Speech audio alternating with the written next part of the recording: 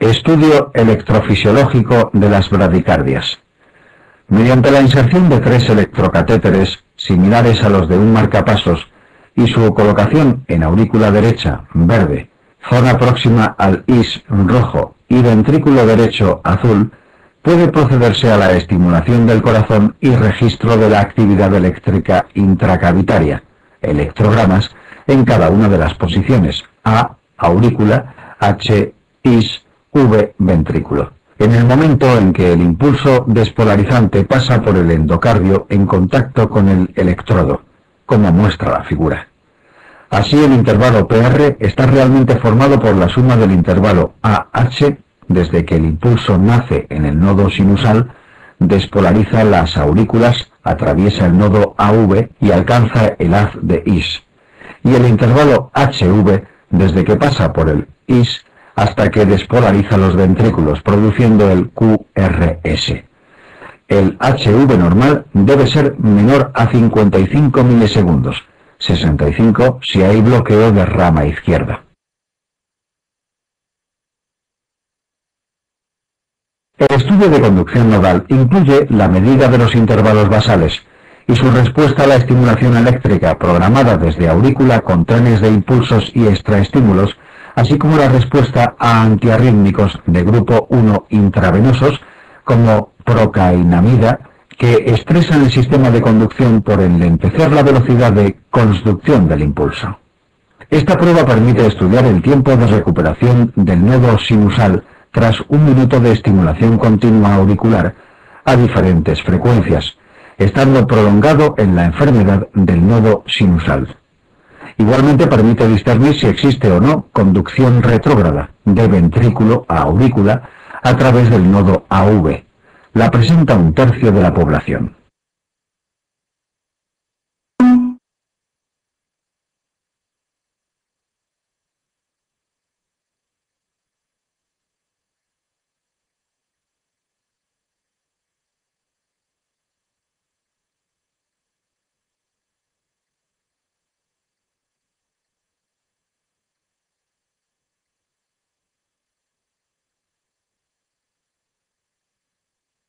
Estudio de conducción AV. La forma exacta de establecer el punto del bloqueo cuando una onda P no se conduce a los ventrículos es con el estudio electrofisiológico, tal que en el bloqueo infraisiano, en el IS-Purkinje, habrá electrograma auricular y isiograma siguiéndole, pero no aparece el ventriculograma correspondiente, mientras que si el bloqueo es supraisiano, en el nodo AV, al auriculograma no le sigue ni isiograma ni ventriculograma, pues el impulso se bloqueó antes de llegar al IS. Fisiológico por hipertonía vagal es típicamente intranodal, es decir, supraisiano, y al igual que el resto de bloqueos supraisianos, por eso no tiene mal pronóstico, pues el empleo de atropina o betaestimulantes acelera la conducción nodal y puede hacer desaparecer el bloqueo. Sin embargo, los bloqueos infraisianos implican una enfermedad difusa del sistema IS-Purkinje y su pronóstico es peor, pues no responden al empleo de dichos fármacos.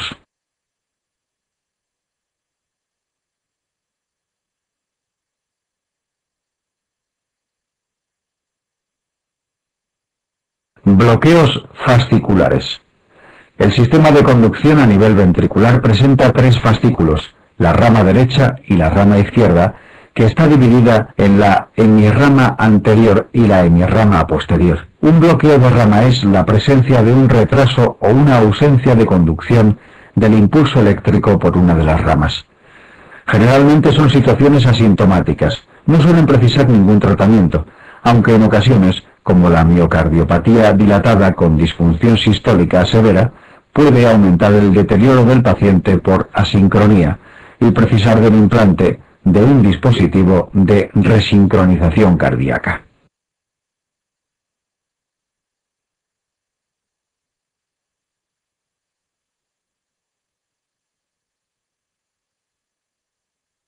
Los bloqueos bifasciculares consisten en la asociación de bloqueo o retraso importante en la conducción a través de dos de los tres fascículos del sistema de conducción. Por lo tanto, de aquí deducimos que un bloqueo de rama izquierda es mayor grado de trastorno de conducción que un bloqueo de rama derecha, puesto que son dos de los tres fascículos los que están implicados en su aparición.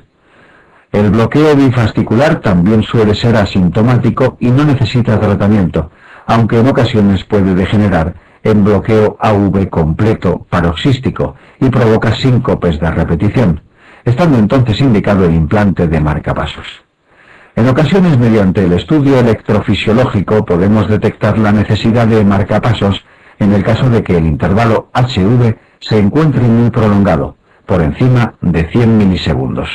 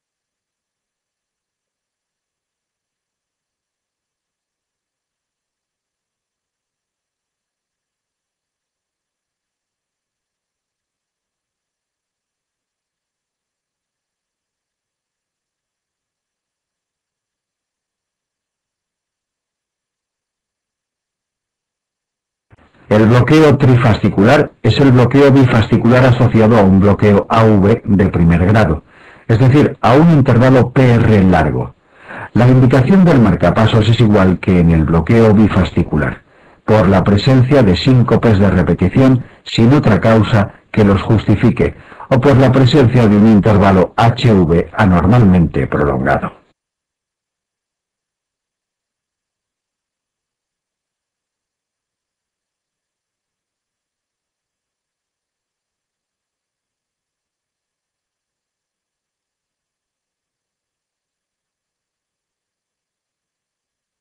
Taquiarritmias.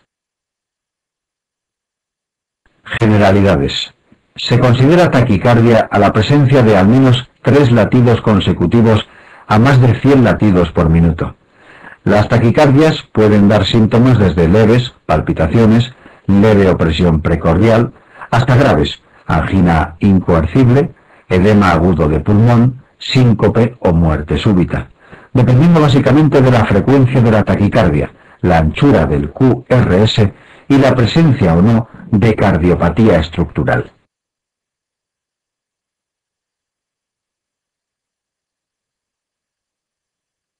Sístoles auriculares o ventriculares son frecuentes en pacientes jóvenes, sanos, sin cardiopatía, generalmente facilitados por los excitantes, café, tabaco, estrés, y no requieren ningún tratamiento.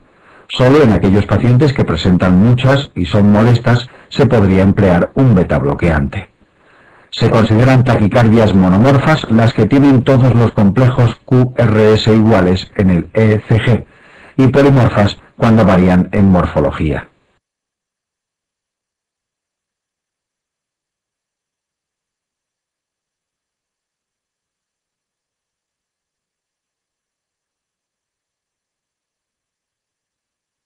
Las taquiarritmias se pueden diferenciar según la anchura del QRS en taquicardias de QRS estrecho, menor de 120 ms, o de QRS ancho, mayor de 120 ms. La presencia de un QRS ancho nos indica que la despolarización ventricular no tiene lugar por el sistema de conducción normal de tres fascículos a nivel ventricular, sino que lo hace, al menos en parte, célula a célula, por lo que le cuesta más tiempo completar la despolarización de ambos ventrículos, ensanchando el QRS. La mayoría de las taquicardias de QRS ancho tienen un origen ventricular, si bien un 20% pueden deberse a una arritmia originada en las aurículas o el nodo AV, pero que se conduce a los ventrículos con aberrancia, bloqueo de rama. Es importante diferenciar de cuál de estas dos opciones se trata, ventricular o supraventricular con aberrancia, pues la taquicardia ventricular conlleva en general peor pronóstico por aparecer en pacientes con cardiopatía estructural en general, típicamente cicatrices de infarto previo.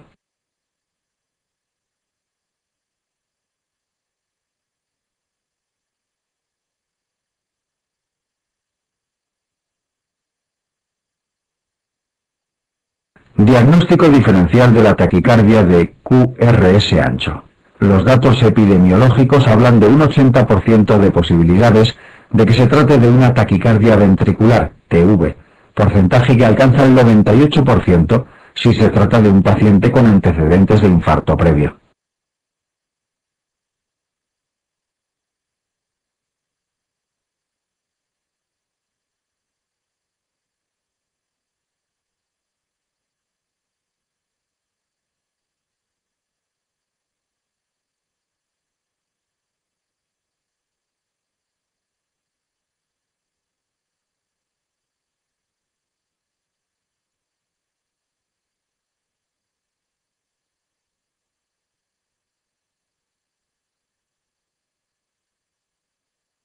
No obstante, para hacer el diagnóstico diferencial, intentamos buscar signos físicos, ondas a cañón irregulares, o eléctricos, ondas P visibles disociadas de los QRS, de disociación AV, lo que confirma un origen ventricular.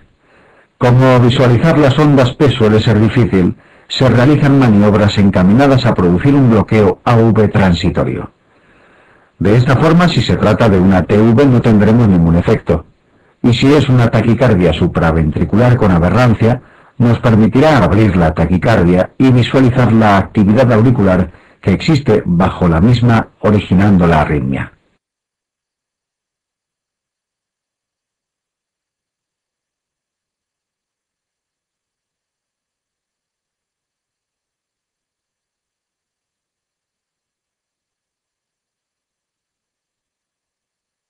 Las maniobras que deben realizarse inicialmente son las vagales, masaje del seno carotídeo, y si fracasa se puede emplear adenosina o ATP para intentar ver la actividad auricular. Si estas maniobras no surten efecto, lo más práctico es actuar como si fuese de origen ventricular. No obstante, existen unos complicados criterios de morfología de los QRS que pueden ayudar al diagnóstico diferencial en ciertos pacientes. Algoritmo de Brugada.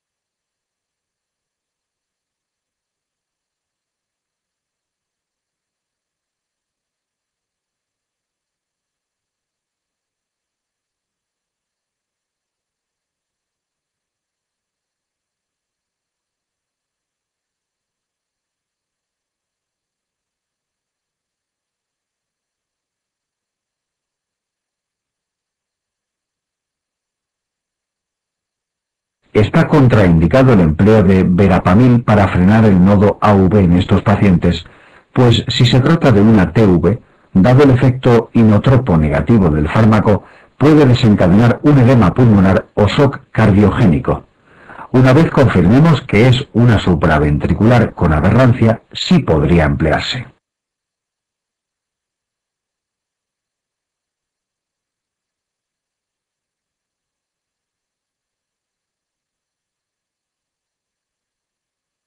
Taquicardias ventriculares. TV monomorfa sostenida. La taquicardia ventricular monomorfa sostenida puede estar producida por distintos sustratos, aunque el más frecuente es un mecanismo de reentrada en torno a la cicatriz de un infarto previo, empleando unas zonas de tejido miocárdico que no está completamente necrótico y que supone una especie de puente o canal en el interior de la cicatriz, a través de los cuales puede conducirse el impulso. Por eso la taquicardia ventricular monomorfa sostenida es excepcional en la fase aguda del infarto, ya que aún no se ha formado la cicatriz.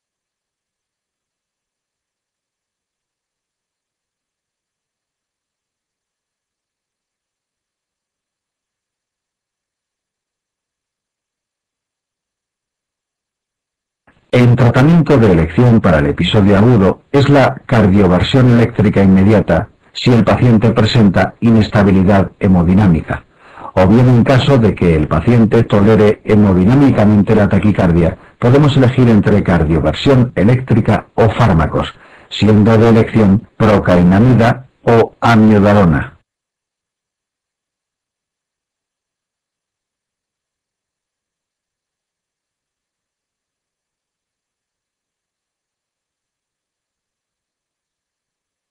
Para prevenir recurrencias, los betabloqueantes pueden ser útiles, aunque en determinados pacientes se pueden plantear procedimientos de ablación con radiofrecuencia mediante la destrucción del sustrato o circuito que produce la taquicardia.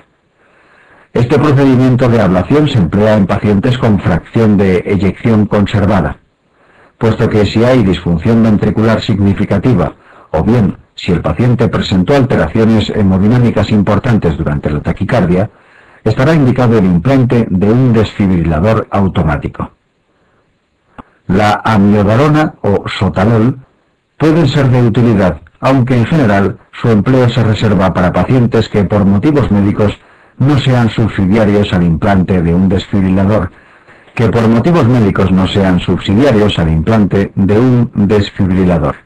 o para los que lo tienen pero sufren descargas frecuentes.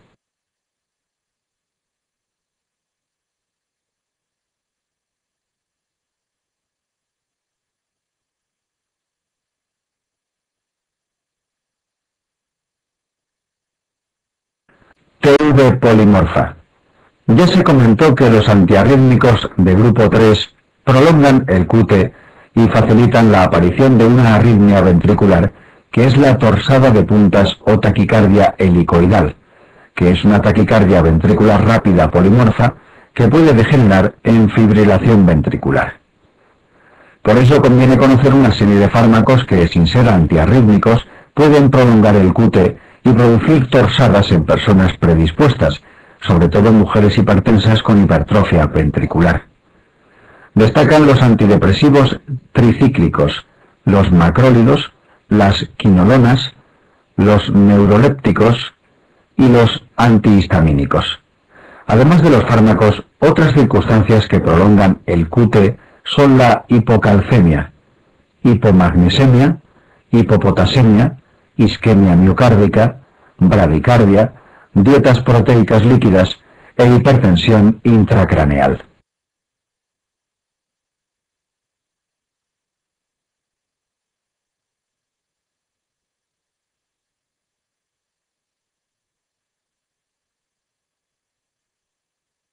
Además existen canalopatías que se caracterizan por producir un síndrome de QT largo congénito. Según el patrón de herencia se diferencian el síndrome de Romano-Ward, autosómico dominante, y el síndrome de Jervell-Larch-Nielsen, autosómico recesivo, y que asocia sordera congénita neurosensorial.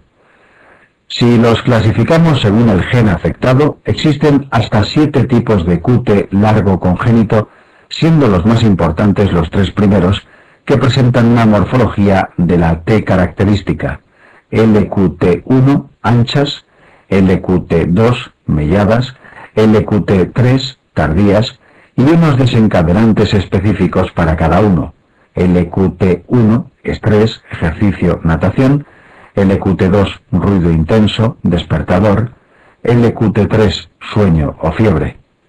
El tratamiento igualmente es diferente para cada uno, siendo ineficaces los betabloqueantes en el LQT3, que es el más letal, y en el que pueden ser útiles los antiarrítmicos de grupo 1.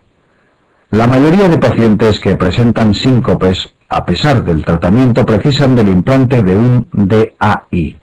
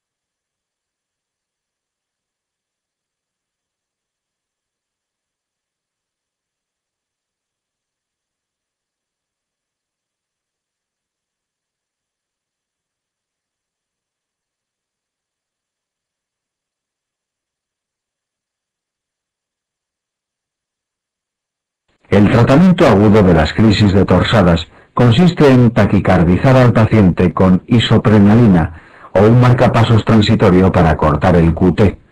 El sulfato de magnesio intravenoso puede ser útil.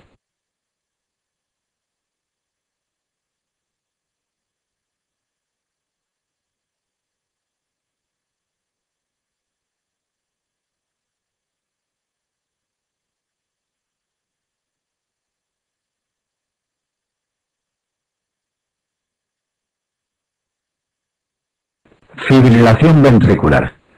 La fibrilación y el flúter ventriculares son sinónimos de parada cardíaca, pues los cientos de ondas desorganizadas que recorren los ventrículos son ineficaces mecánicamente, similar a lo que ocurre en las aurículas durante la fibrilación auricular.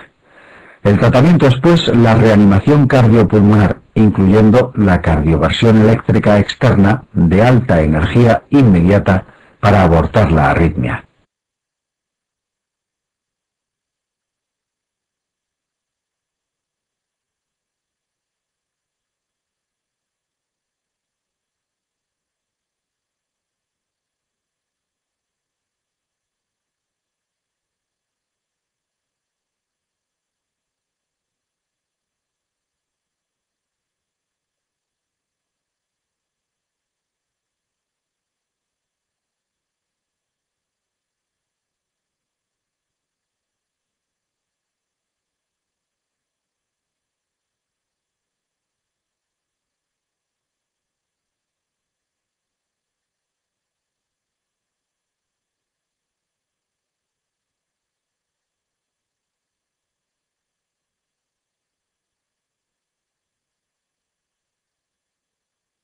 La fibrilación ventricular es la causa más frecuente de muerte durante la fase aguda del infarto en pacientes que aún no han llegado al hospital, y su tratamiento son las maniobras de reanimación cardiopulmonar. En la fase aguda del infarto, tras la cardioversión, se suele utilizar lidocaína para prevenir recurrencias. Esta fibrilación ventricular primaria, en las primeras horas de un infarto, no empeora el pronóstico a largo plazo, siempre que pueda ser cardiovertida rápidamente.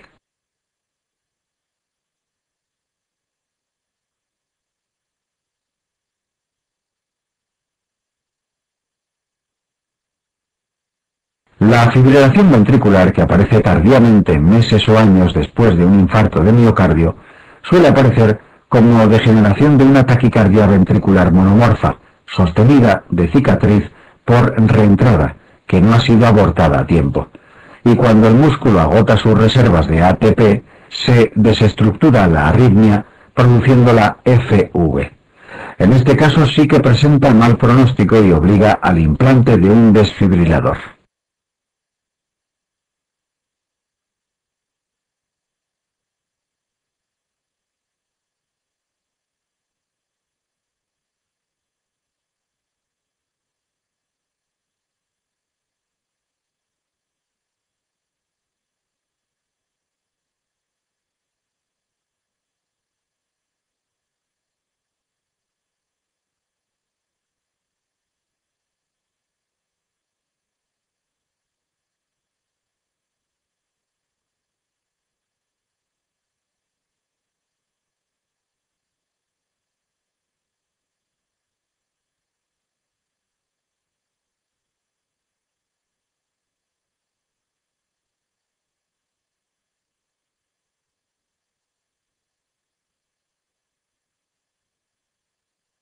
El síndrome de Brugada puede producir muerte súbita por FV, el ECG típico del síndrome de Brugada, en el que la mutación del gen que codifica el canal de sodio produce una disminución en su función, muestra bloqueo incompleto de rama derecha, patrón RSR' en V1-V3, con ascenso del punto J y del ST con T negativa en esas derivaciones.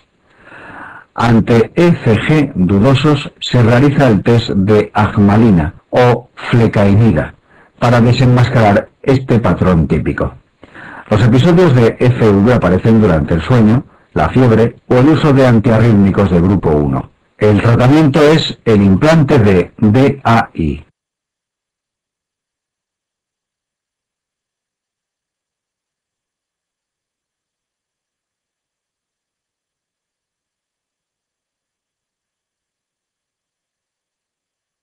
Taquicardias de QRS estrecho.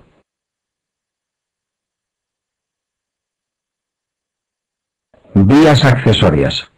En condiciones normales, la unión auriculoventricular está formada por un esqueleto fibroso que funciona como un aislante eléctrico, de forma que los impulsos despolarizantes de las aurículas no pasan a los ventrículos, y la de los ventrículos no pasan a las aurículas, salvo por un único punto de comunicación que es el nodo AV, en el que existe un mecanismo de frenado que nos protege de que los episodios de taquicardia en las aurículas provoquen una taquicardia ventricular, como ocurriría si se condujesen todos los impulsos hacia los ventrículos.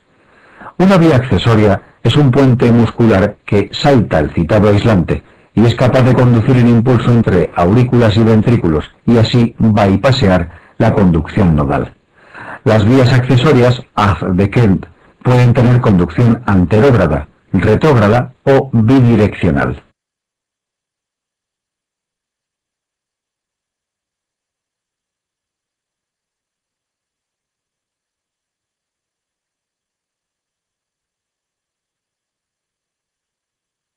Las vías anterógradas se caracterizan porque en ritmo sinusal, en el ECG, van a dar lugar a una preexcitación, es decir, a un intervalo PR corto y a una onda delta que expresa la despolarización célula a célula de una pequeña parte del miocardio ventricular desde el punto de inserción de la vía accesoria durante el tiempo que el impulso está retenido en el nodo AV.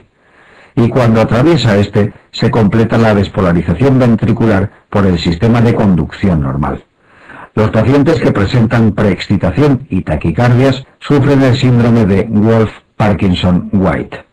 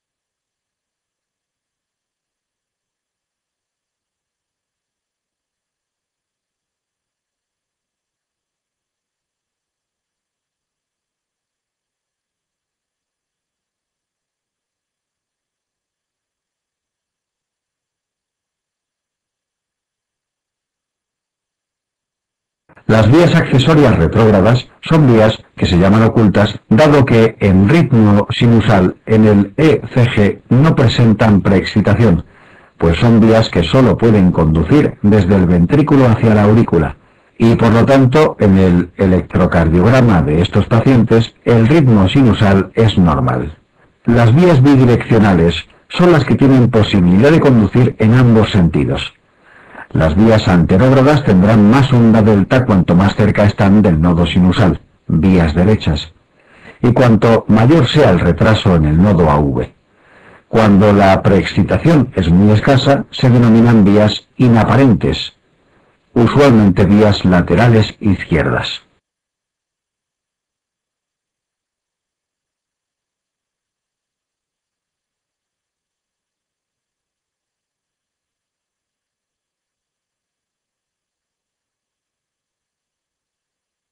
Taquicardias mediadas por vías accesorias.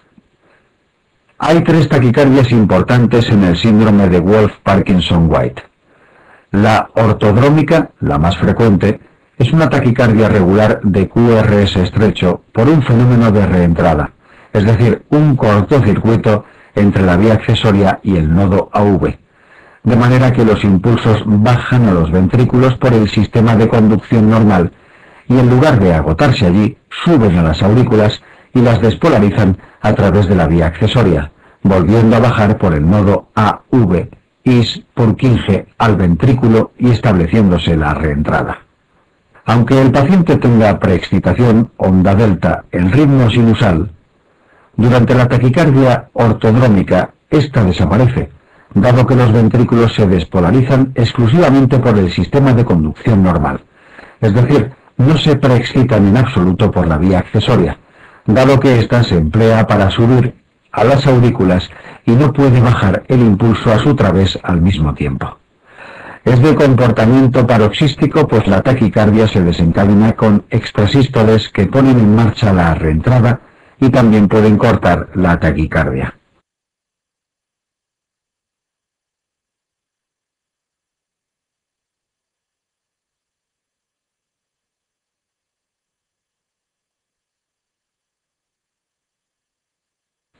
La antidrómica utiliza el mismo circuito en sentido opuesto, es decir, despolariza los ventrículos bajando a través de una vía accesoria y sube a las aurículas a través del sistema de conducción His-Purkinje. Es muy infrecuente y lo más interesante de esta taquicardia es que presenta QRS ancho, dado que los ventrículos no se despolarizan por el sistema de conducción normal, sino completamente desde la vía accesoria, es decir, que los QRS son todo onda delta, por lo que supone un reto de diagnóstico diferencial con las taquicardias ventriculares.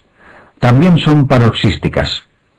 En ambas puede apreciarse una onda P retrógrada tras los QRS, aunque es complejo visualizarla en la ortodrómica si se acompaña de alteraciones en la repolarización o los QRS son muy anchos en la antidrómica.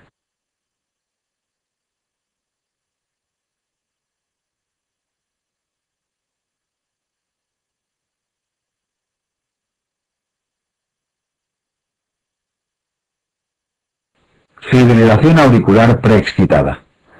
La fibrilación auricular preexcitada es la que aparece en un paciente con una vía accesoria con conducción anterógrada, de forma que perdemos la protección que supone la capacidad de freno del nodo AV frente a las 500 o 600 ondas por minuto que llegan desde las aurículas intentando pasar a los ventrículos. Si la vía accesoria tiene capacidad de conducción rápida y al no tener el freno que tiene el nodo AV, podría ocurrir que los 500 o 600 impulsos de las aurículas consigan pasar a los ventrículos bypaseando el nodo AV a través de la vía accesoria, provocando 500 o 600 impulsos en los ventrículos, es decir, una fibrilación ventricular.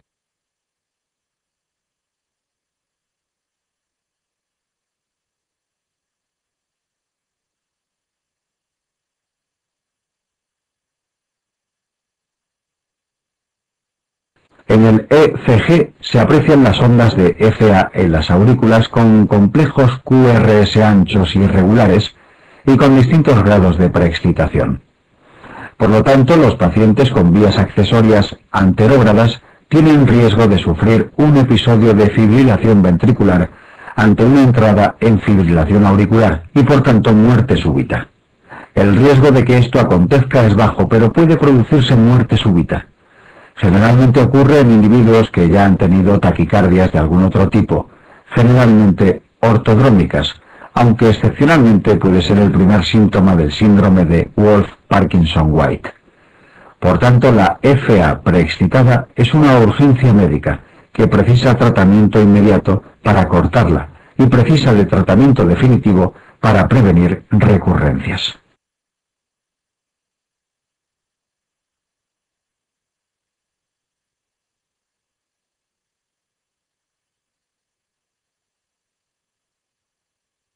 Tratamiento de Wolff-Parkinson-White. La ablación con radiofrecuencia de la vía accesoria permite eliminar de forma definitiva el sustrato que produce la taquicardia. Está indicada cuando el paciente presente síntomas, es decir, taquicardias, cuando el paciente aún estando asintomático tenga una profesión de riesgo, pilotos, deportistas, y ante cualquier persona que haya sufrido un episodio de fibrilación auricular preexcitada, por el riesgo que supone de muerte súbita. En pacientes asintomáticos se recomienda vigilancia clínica, si bien se plantea la ablación si el enfermo lo desea.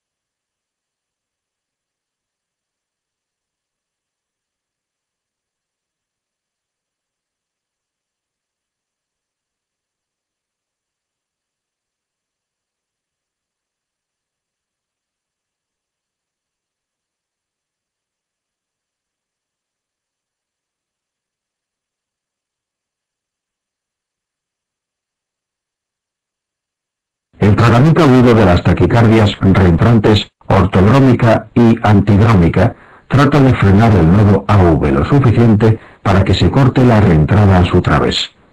Se hace de forma escalonada con masaje del seno carotídeo. Si fracasa se suele emplear adenosina o ATP, y si fracasa o no la toleran, se pueden emplear frenadores del nodo AV como verapamil o betabloqueantes. También son útiles los antiarrítmicos 1C, frecainida o propafenona, por enlentecer la conducción por la vía accesoria, especialmente en la antidrómica. La cardioversión eléctrica se emplea cuando hay compromiso hemodinámico.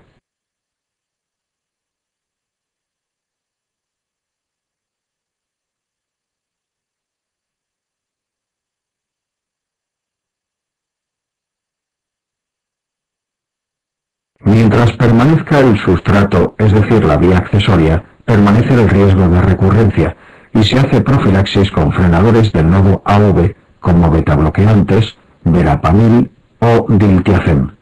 Si fracasan, se pueden emplear los 1C, pero hoy día se prefiere evitar su uso, ya que la ablación con radiofrecuencia de la vía accesoria, sin necesidad de cirugía y con riesgos mínimos, permite curar al paciente de forma definitiva. El tratamiento de la FA preexcitada de elección es la cardioversión eléctrica, siendo alternativas procainamida o los antiarrítmicos 1C, si el paciente tolera bien la taquicardia. Están contraindicados los frenadores del nodo, incluida amiodarona, por aumentar el riesgo de inducir FV. Para prevenir recurrencias de FA preexcitada siempre está indicada la ablación.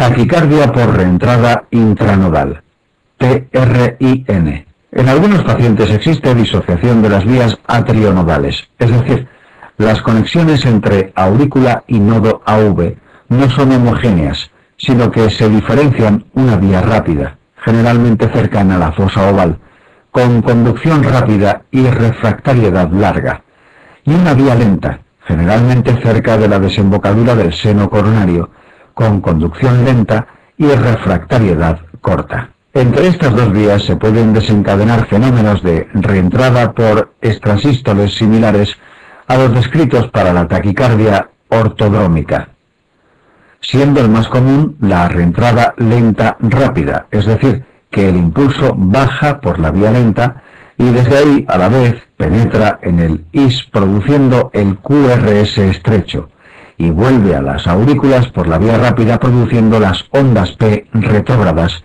volviendo a bajar por la lenta activando la reentrada.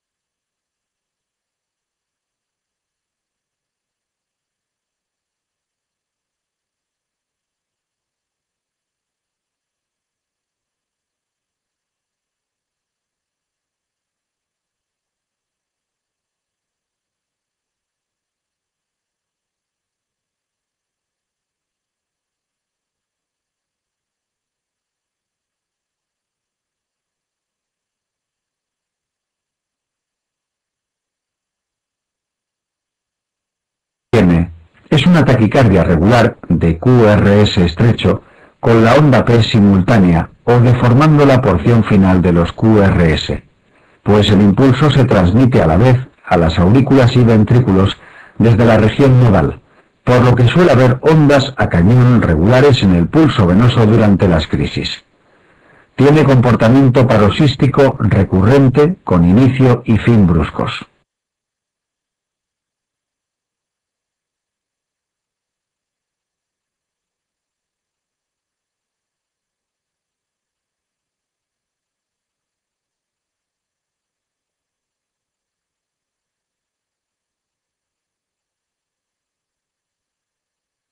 En ocasiones es casi indistinguible de la taquicardia ortodrómica, pues ambas producen taquicardias paroxísticas supraventriculares, QRS estrecho, TPSV.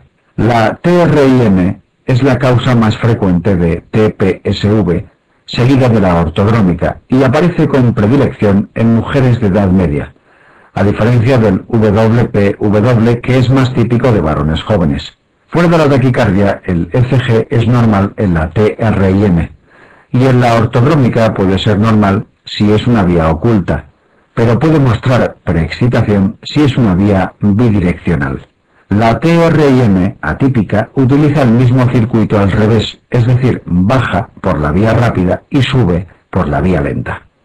Es muy infrecuente, y en el ECG la onda P retrógrada está más separada del QRS que en la TRIM común.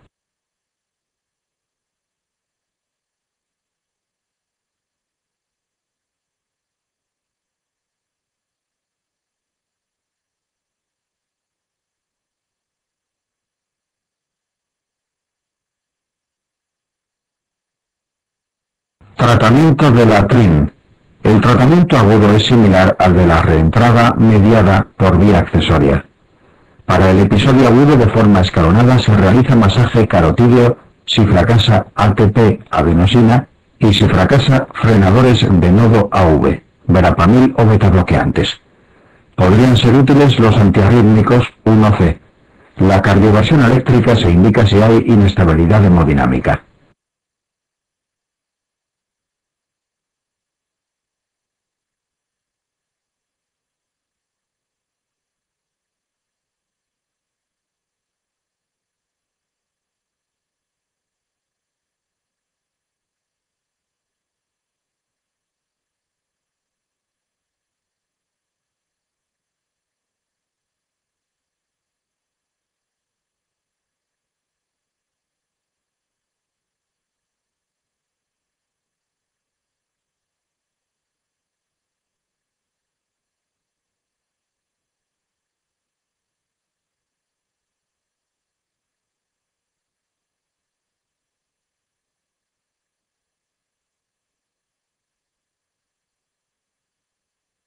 Para prevenir recurrencias también es similar, pues se emplean frenadores del nodo AV, betabloqueantes, verapamil o diltiazem, y podrían usarse los antiarrítmicos 1C, aunque en la actualidad se prefiere la ablación con radiofrecuencia de la vía lenta que destruye el sustrato que mantiene la reentrada e impide la recurrencia. Por aplicar radiofrecuencia en las proximidades del nodo AV, el procedimiento tiene un riesgo de producir un bloqueo AV completo e indeseado, aunque el riesgo es menor al 1%. Para la TRIM atípica, rápida, lenta, el tratamiento es idéntico.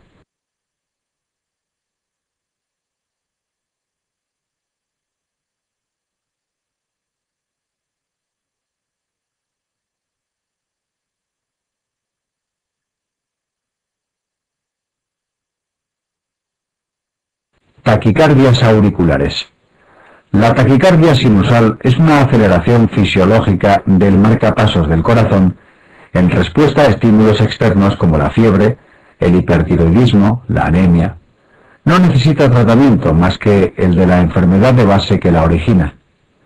La denominada taquicardia sinusal inapropiada es una rara enfermedad típica de personal sanitario femenino, en el que dicha aceleración sinusal acontece sin causa orgánica que la justifique, siendo útiles los betabloqueantes.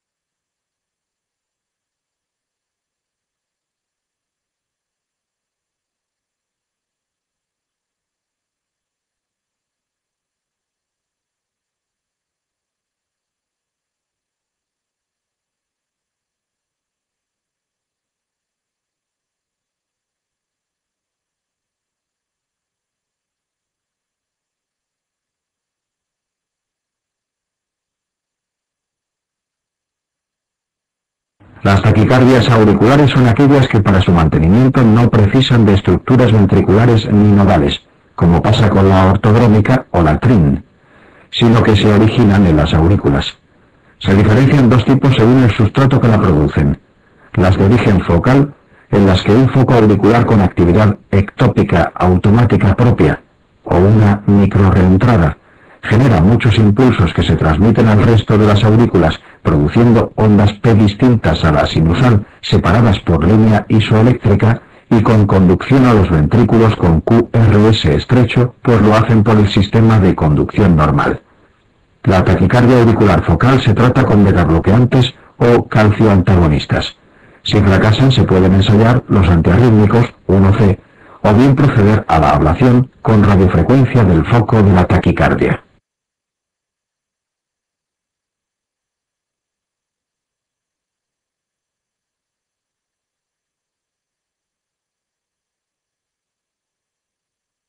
Las de origen macroreentrante, como el flúter común, en las que se activan grandes circuitos de reentrada dentro de las aurículas en general en torno a obstáculos anatómicos fisiológicos, como la desembocadura de las cavas, el anillo fibroso de la tricúspide, o patológicos, cicatrices de cirugías previas o secundarios a miocarditis, originando una actividad eléctrica auricular continua, pues siempre se está despolarizando alguna parte de la aurícula, que ondula la línea de base del ECG, conduciéndose a los ventrículos más o menos impulsos según la tolerancia del nodo AV.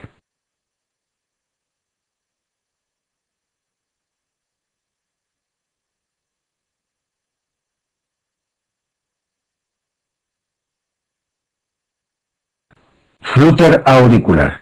El flúter común es una arritmia auricular macroreentrante por un circuito en torno al anillo tricuspideo, originando ondas F en dientes de sierra, negativas en cara inferior en el ECG a 300 latidos por minuto, ya que el circuito cicla en sentido antihorario a esa frecuencia. La respuesta ventricular viene dada por la conducción del nodo AV, siendo típica la respuesta 2A1, frecuencia cardíaca resultante de 150 latidos por minuto. Es una arritmia típica de los pacientes EPOC, pues la distensión del anillo tricuspideo secundaria a la hipertensión pulmonar facilita la reentrada. La actividad auricular rápida no origina un latido auricular eficaz, y el enlentecimiento de la sangre facilita, al igual que en la FA, la formación de trombos en la orejuela izquierda que pueden embolizar. Se asume que el riesgo embólico es menor en el flúter que en la FA, pero las recomendaciones de tratamiento antitrombótico son idénticas en ambas arritmias.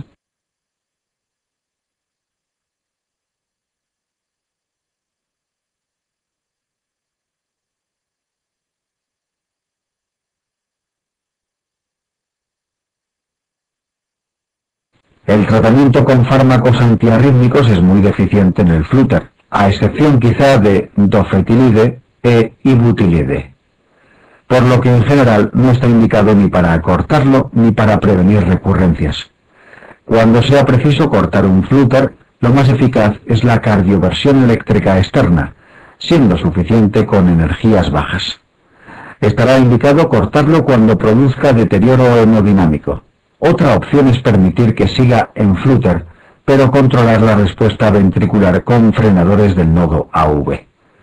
Para prevenir recurrencias, el tratamiento de elección es la ablación con radiofrecuencia del istmo cavo tricuspideo, que es el espacio que separa la vena cava de la tricúspide, lugar que es imprescindible para la reentrada de la vuelta, por lo que al cauterizarlo desaparece el circuito y no puede recurrir.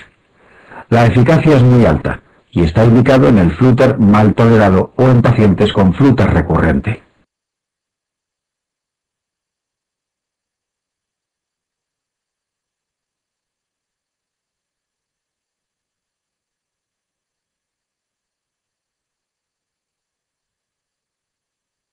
Ablación con radiofrecuencia.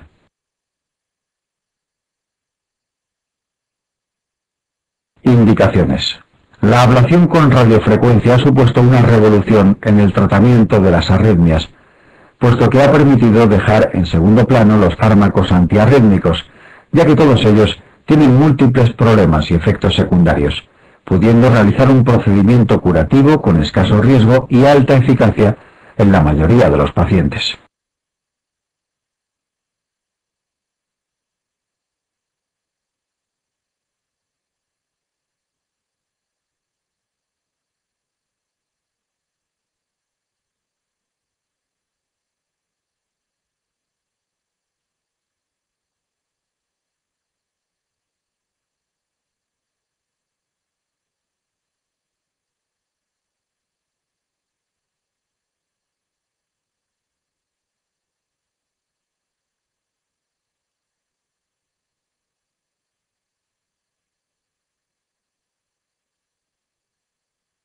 Así, los sustratos en los que habitualmente se emplea la ablación con radiofrecuencia son la taquicardia por reentrada intranodal, en la que la eficacia supera el 98%, y el riesgo más significativo es el del bloqueo AV por ablación indeseada del nodo aurículo-ventricular, riesgo que no llega al 1%.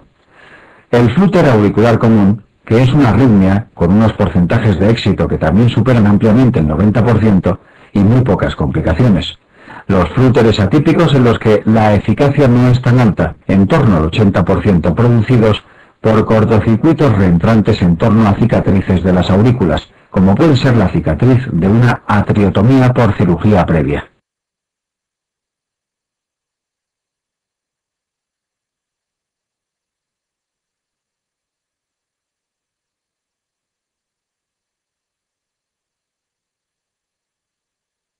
La fibrilación auricular focal, en la que existe una eficacia de entre el 70 y el 80%, con procedimientos de desconexión eléctrica mediante ablación con radiofrecuencia de las venas pulmonares. En las taquicardias ventriculares postinfarto, con eficacia alta si se trata de taquicardias ventriculares lentas, recordando que es un procedimiento indicado solo en pacientes que tengan buena función ventricular, pues si esta es mala y la fracción de eyección está deprimida, sería necesario el implante de un desfibrilador.